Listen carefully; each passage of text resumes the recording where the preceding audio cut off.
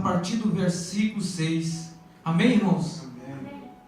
Pois ele, que sendo em forma de Deus, não teve por usurpação ser igual a Deus, mas a si mesmo se esvaziou, tomando forma de servo, fazendo-se semelhante aos homens. E achando em forma de homem, humilhou-se a si mesmo, sendo obediente até a morte, e morte de cruz.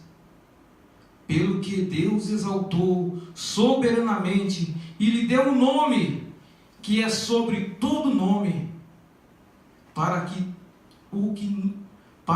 ao nome que Jesus dobre todo o joelho, dos que estão nos céus, dos que estão na terra, e os que estão debaixo da terra, e toda língua confesse que Cristo Jesus é o Senhor, para a glória de Deus Pai. Amém. Podeis assentar, irmãos, podeis assentar. Eu comecei a meditar nesse versículo na última Santa Ceia, e eu achei tão interessante. Esse texto falou tanto comigo que eu resolvi me aprofundar nele, porque foi um texto que falou tanto comigo enquanto eu estava meditando nesse versículo. Eu confesso para os irmãos que por muitas vezes eu parei e comecei a chorar. Eu parei e comecei a contemplar a grandeza desse versículo, a grandeza do que fala aqui, e começou a falar comigo profundamente o que passava aqui o apóstolo Paulo nessa situação. Essa epístola, ela é chamada Epístola da prisão. Essa epístola está escrita no contexto ali, quando Paulo passou pelo tempo que ele estava preso, um tempo que ele passou encarcerado, um tempo que ele estava no lugar que eu imagino que ali seria já o pior lugar, preso. E eu comecei a olhar que tipo de prisão que Paulo estava preso nessa situação. Paulo estava preso, essa prisão a qual Paulo estava, alguns estudiosos da volta se fala que era um lugar, pelo menos no Brasil se fala, aquele lugar tipo uma fosse, tipo um esgoto, um lugar que era fechado, que era úmido. E pelo que se fala, pelo que os estudiosos falam, essa epístola, Paulo não escreveu essa epístola. Essa epístola, Paulo lá dentro da prisão, Paulo estava com os pés e com as mãos amarradas. Então não tinha como Paulo escrever essa epístola. Essa epístola, ele estava dentro da prisão a qual ele falava. E tinha uma pessoa que estava de fora, que transcrevia, que escrevia o que ele falava ali dentro. Paulo estava ali preso.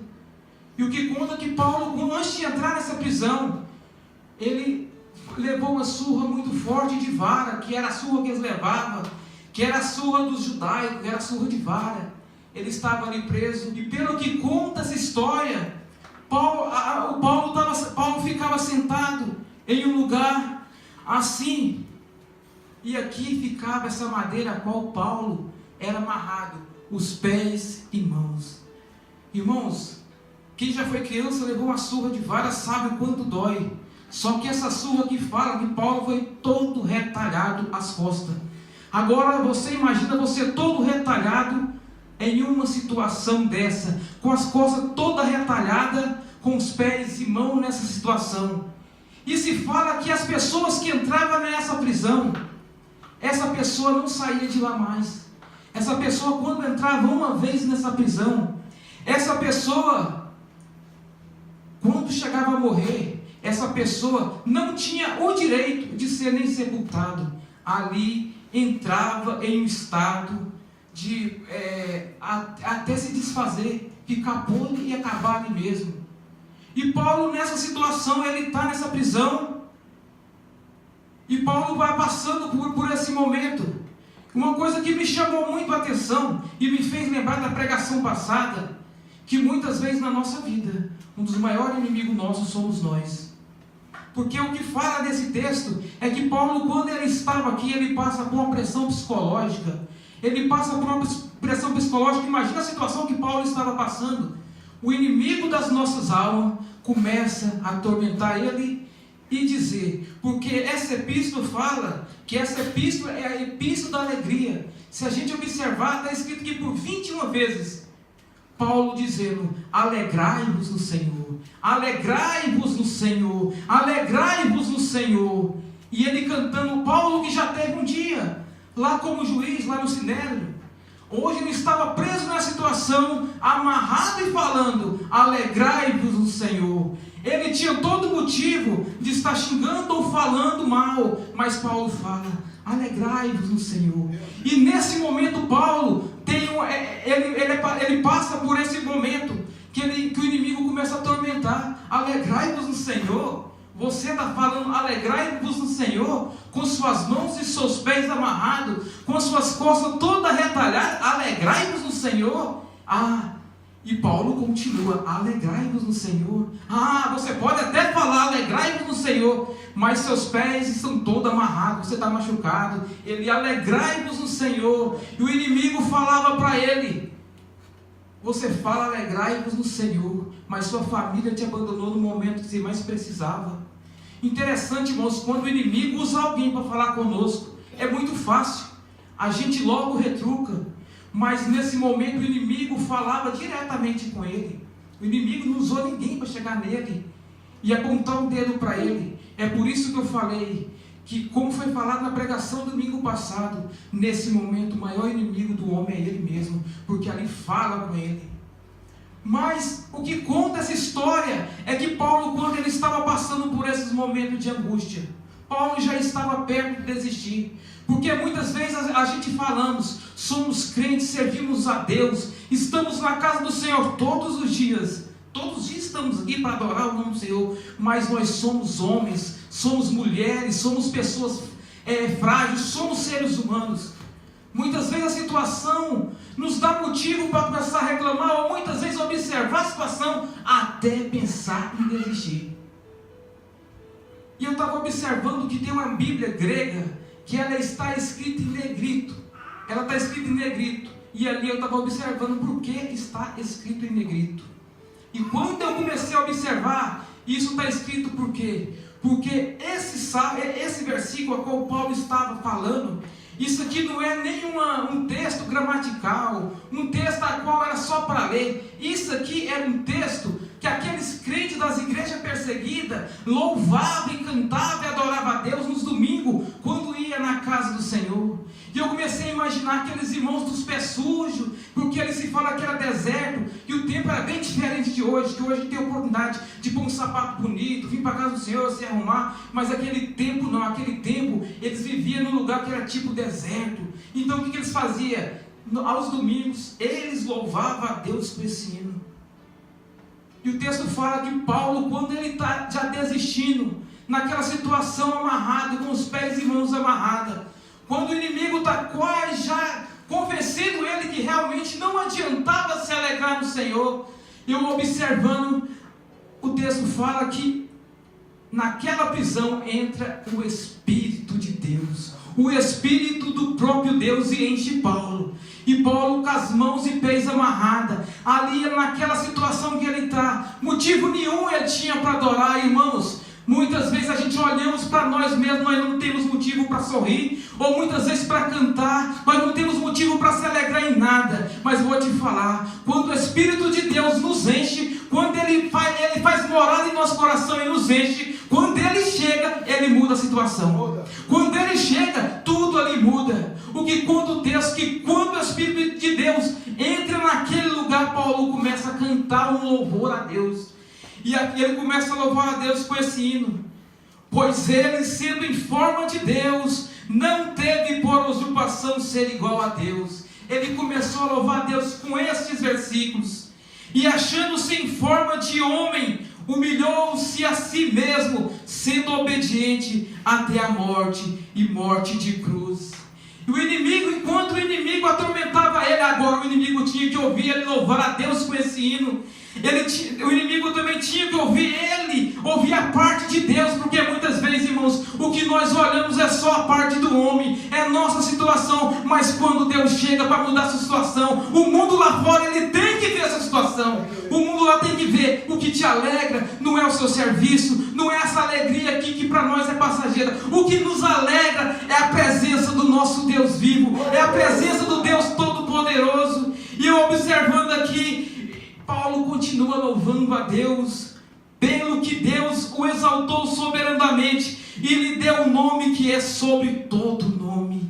O nome que é sobre todo nome. Uma coisa que eu achei interessante, que é sobre esse todo nome, é principalmente o meu nome. É muito fácil falar que o nome de Deus é soberano sobre o inimigo, sobre aquela pessoa que nos persegue, mas o nome de Deus é soberano sobre o meu nome, porque primeiro é a vontade de Deus. Eu estou sofrendo, estou passando perseguição, mas o nome de Deus é soberano sobre todo nome, sobre todo nome.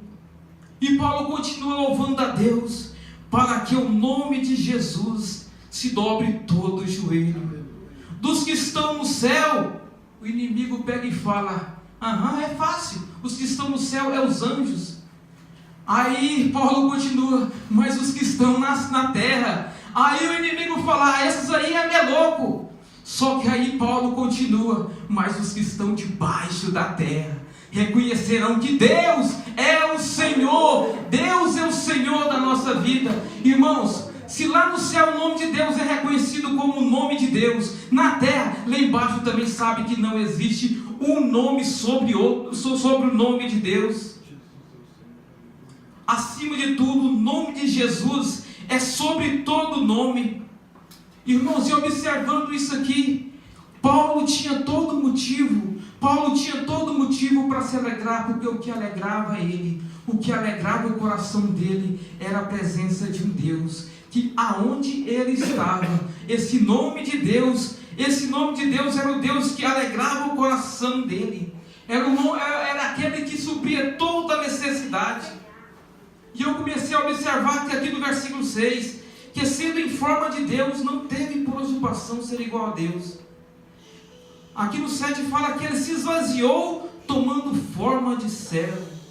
Irmãos, e quando eu começo a observar, aqui na terra, como foi falado ontem no estudo, não teve um nome marcante como o nome de Jesus. Jesus marcou a sua geração. Jesus, por onde ele passou, ele fez um milagre. Interessante que Jesus, um dia em um tanque, tem um homem doente ali há 38 anos precisando de uma cura. Ele chega e fala: pega a tua cama e anda. Ele chega no lugar, na cidade, ele cura um aleijado. Na saída, ele cura 2. Ele chega no lugar e cura 10 pessoas, mesmo sabendo que 9 nunca mais viria para agradecer. Muitos estudiosos falam, grandes homens falam que se fosse implantado as boas-aventuranças de Jesus, a qual ele ensinou na terra, nunca haveria guerra. Se fosse colocado tudo aquilo que Jesus ensinou, não haveria guerra nesse lugar, haveria paz. Que pena que o mundo hoje não vive dessa forma. O mundo hoje não vive conforme Cristo ensinou. Conforme Cristo ensinou. Mas hoje aqui em Itaúí tem uma igreja que adora a Deus em espírito e verdade, uma igreja que hoje está comemorando a morte e a ressurreição de Cristo, um Deus vivo a qual tem nos ajudado. Interessante que observando a palavra de Deus, observando esses versículos, comecei a observar quando Jesus passou pela terra. Eu vejo Deus quando ele manda seu filho nessa terra, quando ele via que já não tinha mais situação, ele falou: vou mandar o meu filho para libertar aquela nação. Eu vou mandar o meu filho para que ele possa dar um jeito, para esse povo. Antigamente se matava carneiro, se sacrificava animal. Aí veio Jesus lá do céu para morrer, para nos dar a oportunidade e direito da salvação. E uma coisa que me chamou muita atenção, que Cristo, na fase de Cristo, ele nasce criança e muitas coisas tentou parar Cristo. Quando era criança, Herodes tenta matar Jesus. Mas jovem, sua família fala: é um louco, tenta parar Jesus. Quando jovem também, aí depois tenta parar Jesus com a morte, tenta parar Jesus matando ele. Tudo isso por causa de quê? Porque Jesus já tinha um propósito. Irmãos, o propósito que Jesus veio fazer nessa terra Eu fico observando que o inimigo das nossas almas, desde o início, desde Adão, ele tenta fazer a mesma coisa. Adão foi colocado nessa terra. Interessante que Adão foi colocado nessa terra, já nasceu grande, de barba e falando. Deus fala: eu um dia vou mandar um que irá esmagar a sua cabeça, Satanás. Esse vai nascer criança, esse vai nascer bebê, esse vai nascer de uma mãe, de um pai, esse vai ter uma trajetória, vai sofrer, mas esse nunca vai esconder atrás de uma árvore de mim. Esse vai honrar o meu nome de Deus. E aí nasce Jesus. Depois dessa trajetória bonita, Jesus cresce. Interessante que Jesus cresce e por onde passa, ele só causa coisa boa, ele não causa escândalo. E uma coisa que eu acho muito interessante sobre a passagem de Jesus é que muitas vezes eu já ouvi isso dentro das igrejas, que se diz que o diabo fez festa quando Jesus morreu. Irmãos, eu não acredito nisso. Eu não acredito nisso, porque na palavra de Deus está escrito que da semente da mulher ia nascer um que esmagar a cabeça de Satanás. A primeira profecia da Bíblia, e Satanás sabia disso. Satanás sabia, tinha conhecimento disso. Se tinha uma pessoa que não queria que Jesus tivesse essa trajetória que ele teve, o primeiro era Satanás. Satanás de toda maneira tentou parar Jesus, mas não parou. Interessante que quando Jesus, eu vejo Jesus naquela situação na qual ele passou por tudo. Ao quanto o inimigo das nossas almas, ele é astuto.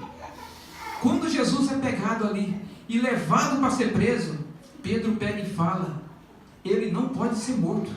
Quando Pedro corta a orelha daquele soldado, irmãos, muitas pessoas acham que aquilo ali era por um ato de defesa de Jesus. Aquilo ali era o Satanás, porque ali tinha um propósito de Jesus subir até o Calvário para morrer por nós. Isso já era determinado. Jesus pega e fala: afasta de mim, Satanás. Jesus não queria, Jesus sabia. E o interessante é que um pouco antes, Jesus, quando ele vai para o Getsemane, a gente vê ele todo preocupado, você vê ele todo angustiado, mas depois que ele entra para falar com Deus, ele sai tão cheio do poder, que quando o soldado chega para falar com ele e pergunta, ele fala: sou eu quem vocês perseguem. O homem, quando está cheio de Deus, faz que nem Jesus fez: sou eu. Aí Pedro tenta parar, depois Herodes tenta parar, não querer crucificar ele com uma falsa, não, ele não é culpado, mas aquilo era tudo coisa falsa, aquilo era toda coisa do Satanás, para que ele não fosse morto, porque o sangue de Jesus tinha poder. Interessante que aí ele não consegue parar Jesus, da mesma forma ele não consegue parar Jesus, da mesma forma ele não tem êxito, e Jesus leva aquele tanto de chicotada. Gente, quando você começa a observar quanta chicotada Cristo levou, e observando aquele pau de madeira com 12 gomos de couro, e na ponta daquele gomo de couro, osso de carneiro, lâmina de ferro, e aquelas bolotas de chumbo, e Jesus leva uma surra e vai apanhando. Se fala que Jesus, quando andava com aquela cruz que não era uma madeira cortada, bonitinha, aquela madeira cortada, diz que Jesus carregando aquela cruz, machucando todas as costas, e ele vai para o Calvário levando. E ali era uma batalha de Satanás. Ali eu vejo dois grupos, irmãos. Ali eu vejo dois grupos. Satanás dizendo: chicoteia para que ele não chegasse até o alvo da cruz, chicoteia para que ele não chegue ali. Mas eu também vejo um outro grupo, o grupo lá do céu, no centro Deus, e de um lado milhões de anjos falam: vai Jesus, e do outro lado ou mais anjos, milhões de anjos: vai Jesus, você vai conseguir. E o diabo fala: chicoteia, bate. Eles falam que quando Jesus andava, aonde batia, a ponta daquele chicote levantava cheia de sangue. Era como uma bolha, aquelas bolas de água que estourava. E Jesus foi até o Calvário. Enquanto isso, os inimigos falando, chicoteia, chicoteia. E lá no céu falando, vai Jesus, vai, vai. Interessante que nesse ponto eu vejo a humanidade sussurrando por um suspiro que Jesus chegasse até ali. Porque se não fosse Jesus ter morrido por nós, o que seria da nossa vida hoje? Nós já estaríamos condenados. Só que Jesus, enquanto ele vai, mas chega um ponto que ele cai. Chega um ponto que Jesus não consegue mais caminhar. Chega um ponto que Jesus cai ali, eu vejo que acaba todas as forças de Jesus. Jesus caminhando, chega um ponto que acaba todas as forças. Ali ele cai. Se fala que quando ele cai ali, tinha uma multidão que gritava, uma multidão que só falava, vai, vai, aquela multidão. Mas no momento que ele cai, irmãos, eu vejo como uma luta.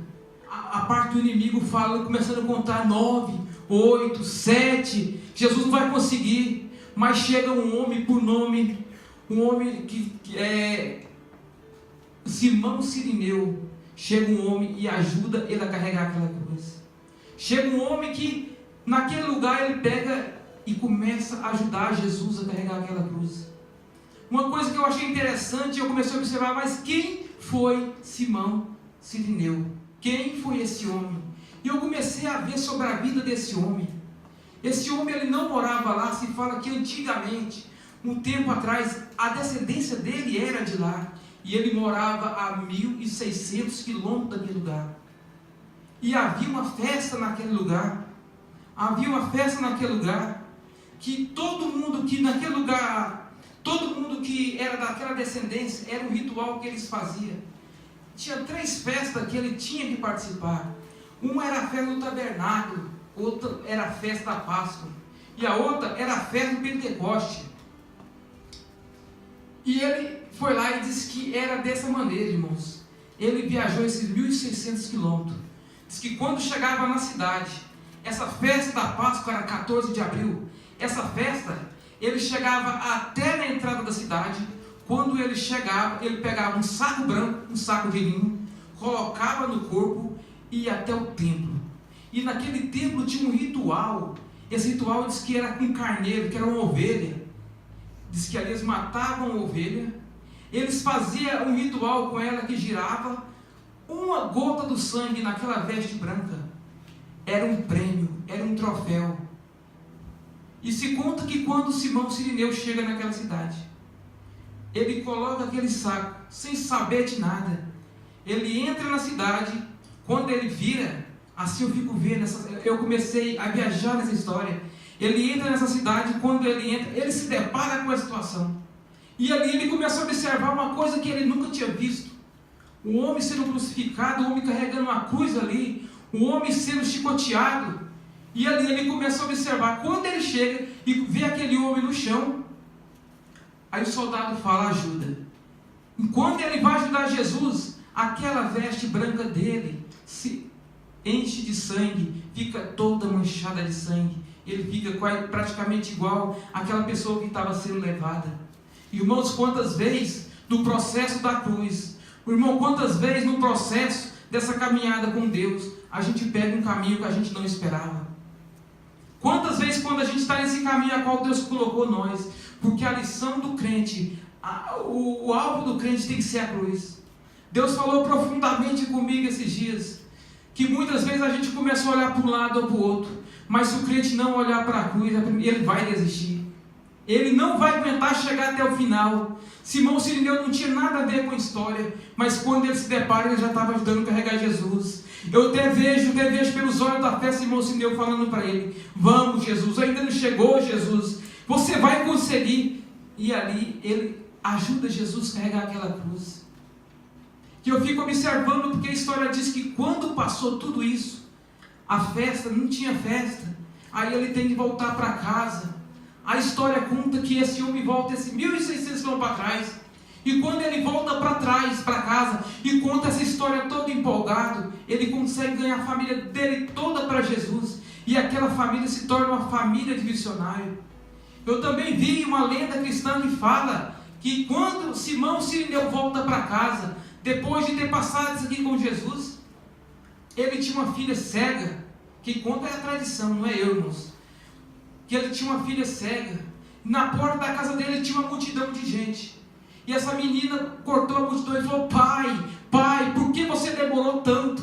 Por que você demorou tanto, pai? Por que tanto você demorou naquele lugar? Pai, enquanto você estava para Jerusalém, enquanto você estava lá, chegou uma luz muito branca e muito clara, entrou nos meus olhos, hoje eu estou vendo tudo. Aquela filha que era cega, ali começou a ver. Irmãos, eu acredito o seguinte, que quando nós começamos a pegar o propósito de Deus que Ele colocou na nossa vida, o propósito da cruz, Ele faz coisa por nós que ninguém acredita. Quando você fala: eu vou carregar minha cruz, ninguém acredita o que Deus pode fazer na minha vida e na sua vida. Deus faz milagre que muitas vezes muito surpreende. E o que eu acho interessante no mistério da cruz é que quando que se fala que para saber aonde Jesus passava, para saber por onde ele percorria, era muito fácil. Para saber aonde Jesus estava sendo crucificado, era só procurar na estrada o sinal de sangue. O que isso me chamou a atenção é que muitas vezes na nossa caminhada, para nós seguir a Jesus, o sinal é sangue, o sinal é sofrimento, o sinal é uma dor que muitas vezes você não entende. Mas servir a Deus é cada um pegar a sua cruz e seguir adiante. E o que eu acho muito interessante é que muitas vezes, eu acho um mistério das coisas de Deus e do Evangelho, que muitas vezes quando cada um de nós já não consegue mais carregar a nossa cruz, o próprio Jesus vem e carrega conosco. Irmão, se a nossa cruz está pesada, se tem dia que a gente acha que não vai conseguir, se tem dia que a gente acha que está muito pesado, não desiste, ainda não chegou. Para seguir a Jesus, não tem bam, como dizia o pastor Claudelino, não é patricinha nem patricinho gospel. Seguir a Jesus é sofrer, seguir a Jesus é muitas vezes padecer uma dor que a gente não entende, mas seguir a Jesus é seguir a caminhada no sangue de Jesus, no sangue de Jesus acompanhando ali. E uma coisa que eu achei interessante, que se fala, acho que até o Diácono Suzuki que uma vez falou, que no mistério da crucificação, o número 3, a gente se vê muito no número 3. A cruz, quando Jesus foi crucificado, a árvore foi criada no 3º dia. Quando Jesus foi crucificado, eram 2 pessoas, e no meio, com ele, tornava-se em 3. A coroa de Jesus tinha 3 pontas de espinho, 3 espinheiros. Jesus morreu, mas no 3º dia ele ressuscitou, para que nós pudéssemos ter vida. Interessante que muitas vezes a gente espera a missa de 7º dia, mas Jesus ressuscitou no 3º dia. No 3º dia, Jesus ressuscitou para nos dar vida, e nos dar vida com abundância. Jesus passou por tudo isso para quê? Para que hoje nós pudéssemos ter direito à salvação, para que hoje nós pudéssemos ter direito de servir a Ele. Irmãos, antes de Jesus descer, as coisas eram diferentes. Por isso que o diabo lutou com Jesus, para que Jesus não fosse crucificado, porque ele sabia que aquele sangue que escorria nos ombros de Jesus, nas costas de Jesus, não era sangue de Adão, não era sangue de Jacó nem de Abraão, não era sangue de carneiro, de cabra, de galinha ou pombo, era o sangue do Deus vivo, poderoso, que está no céu. Ali o diabo sabia que lá para frente eu poderia pecar, você poderia pecar, mas aquele sangue que escorreu naquele dia, aquele sangue é como uma cédula de dívida. Jesus já pagou para mim e pagou para você. Ali Jesus pagou para que hoje nós pudéssemos estar na casa do Senhor, para que nós pudéssemos estar servindo a Ele, para que nós pudéssemos ter vida, para que nós pudéssemos ter uma vida com abundância com Ele. Só sei que Deus, irmãos, como foi falado na palavra introdutória, a misericórdia do Senhor tem sido muito grande com o povo. Eu fico observando a humanidade no mundo a qual nós vivemos hoje. Se fala em guerra, se fala em tantas coisas, mas quem observa a palavra do Senhor não assusta com isso. A vinda do Senhor está próximo. Jesus morreu para nos dar vida, para que nós tivéssemos a oportunidade de estar perto dele, para que nós pudéssemos estar próximo dele, para que nós pudéssemos ter direito à salvação. Irmão, só que infelizmente, quantas vezes a gente se pega olhando para coisa tão banal, colocando outras coisas no lugar de Jesus. Jesus, ele não olhou para nada nesse mundo, a não ser para o alvo que era a cruz. Jesus nasceu, cresceu, fez tudo aquilo que era o propósito dele. Ele morreu e ressuscitou para nos dar vida. Interessante que, observando essa palavra, uma coisa que para mim achei muito interessante foi uma coisa que é tipo uma figura, que se figura da morte, da vitória de Davi com Golias, com a vitória de Jesus com a morte. Jesus foi o único que chegou no dia que ele morreu. Ele olha para a morte e fala assim: morte, eu venci. Jesus foi o único que falou: morte, eu venci. Golias até então também tinha sido. Golias, por todos que ele tinha passado antes, Golias tinha vencido, venceu todos. Ele saiu campeão. E Golias chegou a um ponto que começou a afrontar o povo de Deus, começou a envergonhar aquele povo que estava ali, a morte também. Quem passava por ali via Jesus, todo ensanguentado, carregando aquela cruz, pensava: esse homem já era, falava tanto, pregou tanta paz, mas vai morrer. E o interessante é que quando Jesus morre, da mesma maneira que Davi venceu Golias, irmãos, Davi venceu Golias com a sua espada, matou Golias com a sua espada, e Jesus matou a morte com a sua morte. Uma coisa que me chamou muita atenção, que naquela guerra, naquela batalha com Davi com Golias, Davi mata Golias com a sua espada, e tem como troféu a sua cabeça. Ele leva a espada e a sua cabeça. Jesus, quando ele mata a morte, ele também teve um troféu, ele também teve uma recompensa. Quando ele chega lá no inferno, até imagino Jesus chegando no inferno e falando: Satanás, me dá a chave. Eu imagino que o inimigo das nossas almas dele já abaixa a cabeça, porque sabia que Jesus ia para pisar na cabeça dele, porque isso já era profecia. Jesus, eu até vejo pelos olhos da fé, Jesus falando: não, me dá a sua chave, só quero a sua chave, porque vai ter uma igreja lá em Taruí, essa vai pisar na sua cabeça. Irmãos, o que Jesus venceu por nós, nós não perdemos, nós não podemos perder. Jesus já venceu por nós, então nós somos mais que vencedores em Cristo.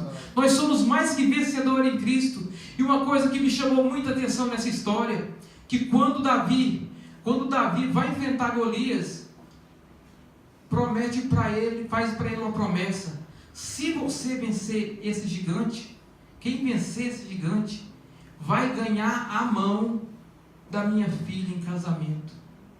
O interessante é que quando Jesus derrota a morte, ele também ia ter um prêmio. Nós somos chamados de noiva de Cristo. Jesus está esperando por esse grande dia. Jesus está esperando por esse grande dia. Nós somos noiva de Cristo, e eu já estou noivo com Cristo. Eu estou me preparando para esse dia. Por isso que no dia como esse, no dia de domingo, muitas pessoas pensam: gente, esse povo é louco. Um domingo desse ir para a casa do Senhor, um domingo desse, tanto domingo está bonito. Irmãos, a primícia da nossa vida é estar na casa do Senhor. A primícia, o mínimo que a gente pode fazer é estar na presença de Deus, porque existe dois tipos de adoradores. Existe aquele adorador porque espera que Deus pode fazer algo para ele, que Deus pode dar um carro, que Deus pode dar uma casa, ou um casamento, ou qualquer coisa. Mas eu e você fazemos parte de um adoradores, que nós não adoramos porque Ele pode dar. Nós adoramos a Ele porque nós adoramos pelo que Ele já fez. Aquele sangue que correu lá no Calvário não foi em vão. Ele já pagou por mim, já pagou por você, já pagou por todos nós.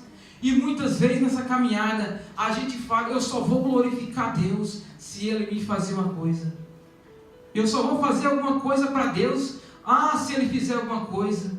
Irmãos, interessante que aonde tem um povo de Deus, o barulho do Espírito Santo tem que estar. Por quê? Porque o nosso Deus está vivo. Como eu já falei aqui em outra oportunidade, o nosso Jesus, o nosso Deus, é o único Deus que existe, que está presente em toda reunião que é celebrada no nome dele. Na palavra de Deus está escrito: onde tiver 2 ou 3, ali eu estarei no nome dele.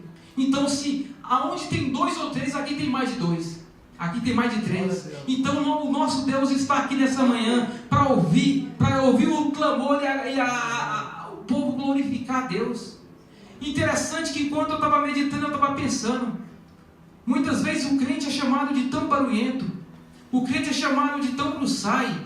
Irmãos, eu acho que o crente faz muito pouco barulho pelo que ele devia fazer para Deus. Irmãos, já imaginou? Tem um jogo de futebol, quanto barulho as pessoas não fazem? Tem um jogo de futebol, olha o barulho que eles fazem para adorar o Deus dele, que muitas vezes ali é o futebol. Quem convive com pessoas que é fanática em futebol em algum clube, essa pessoa é muito do sai, e muitas vezes aquilo ali nem sabe que ele existe.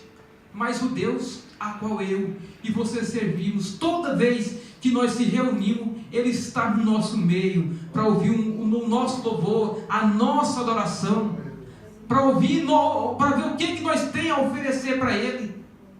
Jesus foi um sacrifício vivo. Jesus veio e deu a sua parte melhor. Deus, quando Ele olha para o céu, falou assim: não, para aquele povo eu vou dar o que eu tenho de melhor. Eu vou dar o que eu tenho de melhor. Irmão, você teria coragem de dar seu filho para alguém? Você teria coragem de pegar seu filho e falar: tamo, muitas vezes para criar, ou só para estar?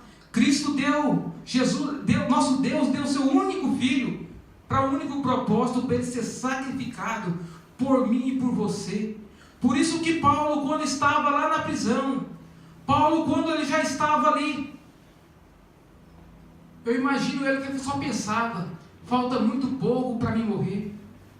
Paulo, quando ele estava ali, o inimigo quase derrotando ele, ele começa a olhar para Jesus, porque ele contemplou tudo isso, ele sabia de tudo isso que tinha passado. Ele fala: não, eu vou adorar a Deus, eu vou servir a Deus, eu quero estar na presença desse Deus. Se Jesus sofreu e passou por tudo isso, que sofrimento é que vem depois disso? Irmãos, quando nós olhamos pelo que nós passamos, não vai chegar nem na sombra do que Deus passou, não vai chegar nem na sombra. Então que o nosso alvo, irmãos, seja unicamente a cruz.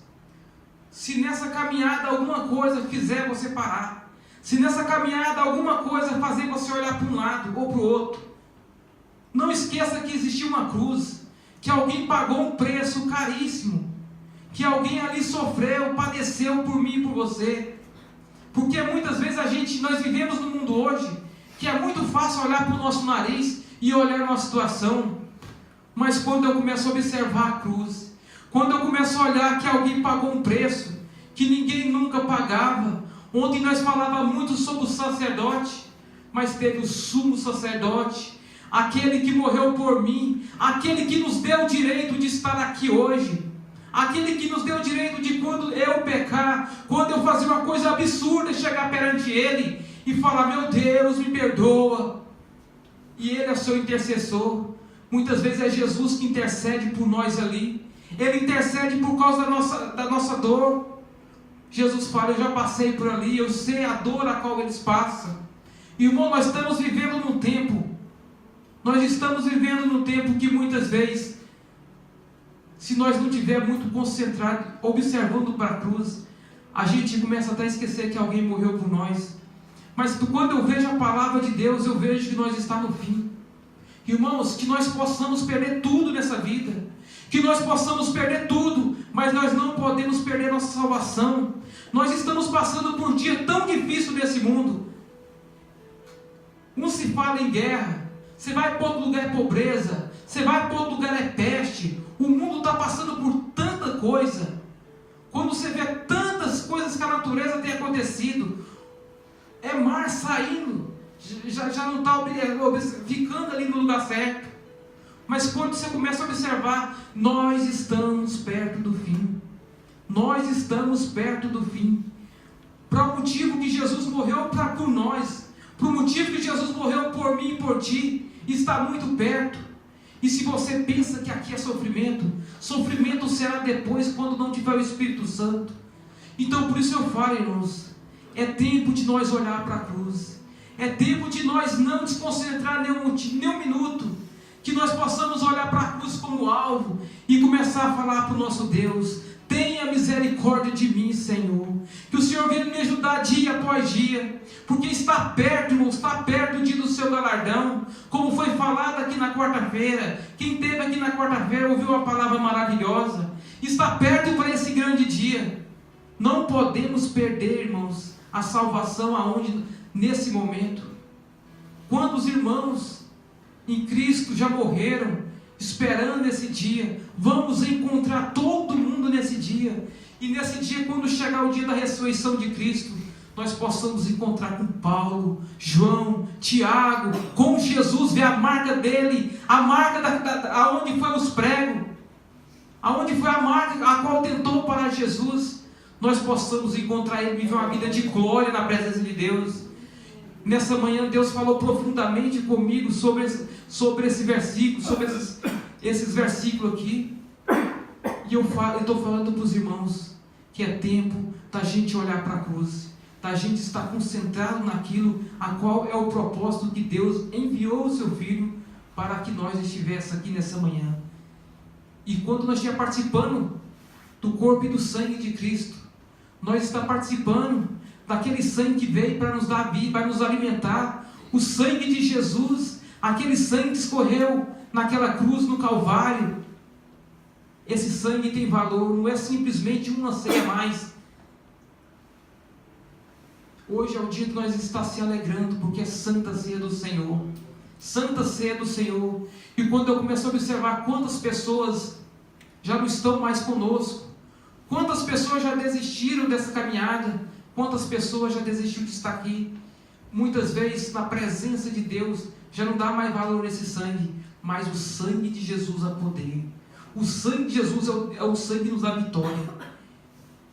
E eu nessa manhã eu venho convidar os irmãos, que por mais que a dificuldade seja grande, o alvo tem que ser a cruz, o alvo tem que ser Cristo. Não esquece do que Ele fez para você, ainda tem tempo. Muitas vezes a gente comete uma ou outra coisa que não agrada a Deus. Irmãos, Deus não agrada, mas é normal, somos ser humano. Muitas vezes num dia como esse, a gente começa a observar, olhar para a cruz e começa a olhar para a gente começa a ver tão dignamente.